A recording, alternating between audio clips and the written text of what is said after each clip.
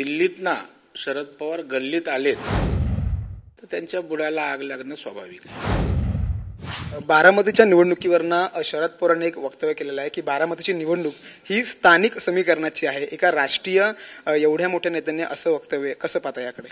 मला वाटतं शरद पवार कोणत्या पातळीवर त्यांचं नेतृत्व येऊन थांबलंय हे यावरून दिसतं।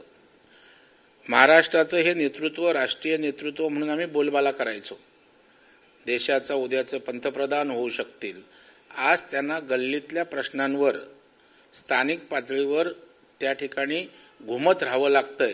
यावरून दिल्लीतना शरद पवार गल्लीत आलेत हे त्यांच्याच वक्तव्यातना स्वयंस्पष्ट होतंय। मला खरं म्हणजे खूप आश्चर्य वाटतं। शरद पवारांचा राजकीय नेतृत्वाचा प्रवासच फोडाफोडीतना झालाय। या राज्यामध्ये पक्ष आणि घरं फोडण्याचं काम कोणी केलं तर ते शरद पवार साहेबांनी केलंय अनेकदा। शिवसेनेसारख्या पक्षाचं वाटोळं केलं, पक्ष फोडला शरद पवारांनी। कारण महायुतीमध्ये शिवसेना आणि भाजप निवडून आल्यानंतर फोडाफोडी केली पवारांनी।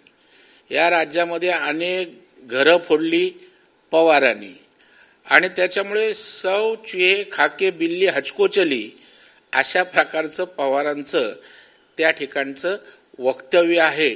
फोडाफोडीचं राजकारण या महाराष्ट्रात जर कोणी केलं असेल तर ते शरद पवार साहेबांनीच केलेलं आहे। आता त्या ठिकाणी दुसऱ्याने आपल्यावर शिरजोर होऊन जर गोष्ट केली तर त्यांच्या बुडाला आग लागणं स्वाभाविक आहे। देश विदेशातील प्रत्येक घडामोडींचे लाईव्ह अपडेट मिळवण्यासाठी आता साम टीव्हीच्या सर्व सोशल मीडिया प्लॅटफॉर्मला लाईक, फॉलो आणि सबस्क्राईब करा।